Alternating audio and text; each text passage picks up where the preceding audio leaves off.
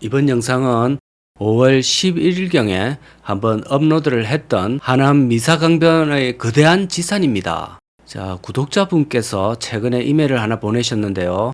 코인으로 큰 돈을 벌고 또 자산을 일반적으로 우리가 안전하다고 생각되는 부동산으로 바꿔야겠다 하는 생각을 하고 번 그 전액을 이곳 하남에다가 투자를 이제 했는데요. 상가를 무려 4개나 매입을 했다고 합니다.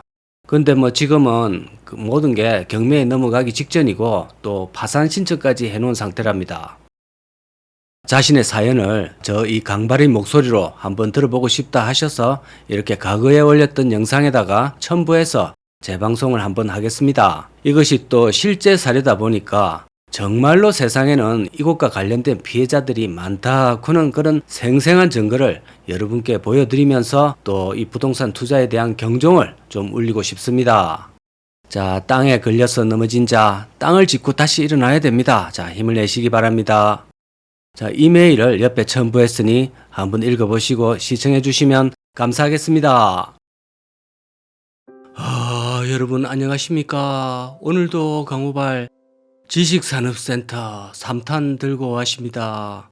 이건 정말 안 찍을 수가 없는데요. 맘못으라 하기에도 부족합니다. 정말 너무 큽니다. 산업 하나 없는 곳에 공장형 오피스를 저토록 공급을 많이 해놨습니다.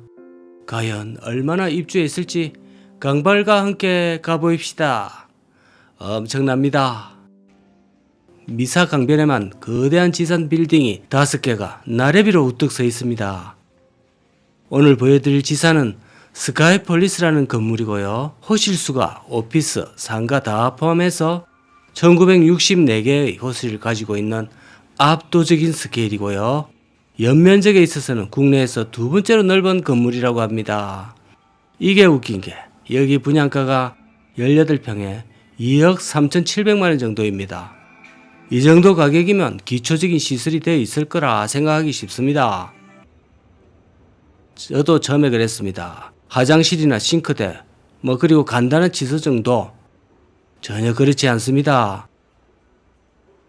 그냥 콘크리트 벽으로 호실을 구별시켜 놓고 내부는 텅 비어 있습니다. 화장실은 일반 상가처럼 공용 화장실을 사용해야 되고요. 생활, 숙박이 안 됩니다. 그냥 오피스죠. 대신에 생산시설을 설치할 수 있는 것이 지산의 특징이라고 할 수 있겠습니다. 그런데 도대체가 무엇을 생산할 수 있는지 연기 같은 게 조금만 나도 안 될 것 같은데요. 떡 같은 거나 아니면 역 같은 거 이런 거는 만들 수 있을지. 근데 또 박상 이거는 좀 기계 들여놔도 될란지는 또 모르겠네요. 근데 박상 튕길 때 그 펑 하면서 박상이 튀어나와도 소리가 대단할 텐데 괜찮을지 의문입니다. 그러니까 이런 곳에서 할 수 있는 거라고는 역시 커피점이나 옷가게 또는 창의적인 것은 조금 유튜브 사무실 정도 되겠습니다. 근데 저는 유튜브 하지만 주로 야외를 많이 나가기 때문에 필요 없고 또 편집도 집에서 하면 되는 거고 딱히 이런 곳에서 돈을 저렇게 들어가면서 입주할 이유는 별로 없습니다. 근데 저 분양가, 저 임대료를 주고 유지하려면 구독자가 최소한 한 100만원 되어야 될 것 같은데요. 저는 어림도 없습니다. 모르겠네요. 쩌양 정도 되면 충분해 보입니다. 그러니까 말만 지산이지 순 그냥 소규모 자영업을 위한 공간인데요. 완전한 백지로 된 공간을 1억이나 3억까지 받고 팔고 있습니다. 정말 너무 편합니다. 지산을 팔아먹는 저런 입장에서는 너무 사는 게 편합니다. 너무 부럽군요. 이런 물건도 사는 사람들은 또 무슨 계획인지. 자, 오피스텔은 그나마 이해가 좀 됩니다. 이런 거 저런 거 해보다가 안 되면 나중에 최소한 잘 데가 없고 이럴 때 비는 피할 집의 역할을 할 수 있으니까요. 여기서 좀 엎드려는 있자 이런 생각으로 버티기라도 가능한데 여기 지사는 영위하는 사업이 조금만 안 돼서 갈 데가 없으면 여기서 먹고 잘 수 있는 집으로는 도저히 못 씁니다. 용도 변경도 상당히 엄격해서 웬만해서는 안 해줍니다. 복층도 안 해준다고 합니다. 요즘 지산이 공실, 미분양이 전국적으로 이렇게 알려져 나가고 입주자가 없는데도 불구하고 가격은 당연히 마피를 고려해도 비쌉니다. 누가 봐도 정상적인 가격은 아니라고 봅니다. 그러면 도대체 왜 이렇게 지산이 난립을 할까요? 그 첫 번째로는 정부에서 다주택자 규제를 하면서 부동산 투자자분들이 틈새 시장을 찾아 나선 결과 가세 혜택도 있고 주거용이 아니기 때문에 1가구 2주택도 회피할 수 있기 때문에 인기가 당시에 상당히 많았던 투자처입니다.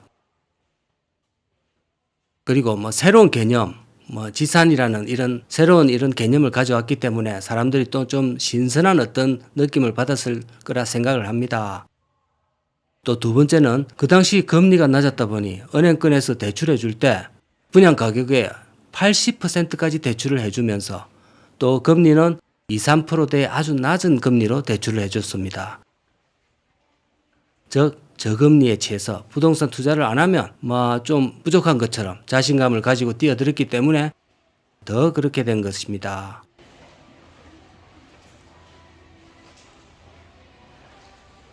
그 당시 금리를 기준으로 지산의 수익률을 계산을 했을 텐데 그것이 지난 3년간 금리가 급격하게 오르면서 현재는 거의 7%까지 오르면서 임대를 놔도 수익이 없거나 오히려 마이너스인 상태.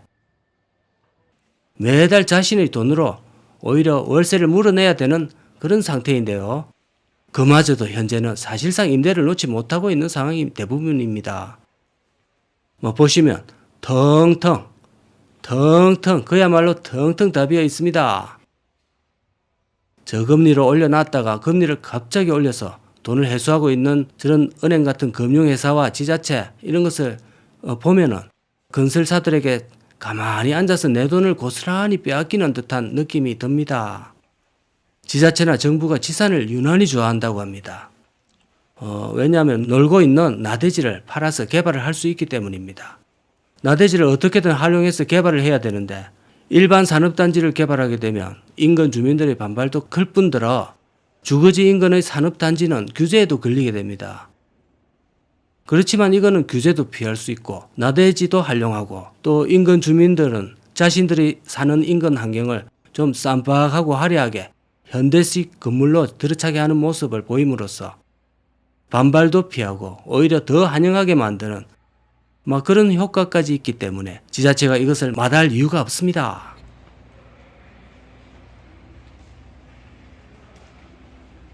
지산도 명목상으로는 공장인데 정상적인 공장은 당연히 공업지역에 입주를 해야 하는데 말장난에 불과한 것이 지산도 공장으로 분류되지만 제3종 일반 주거지역에 들어설 수 있는 아주 교묘한 특성을 가지고 있습니다.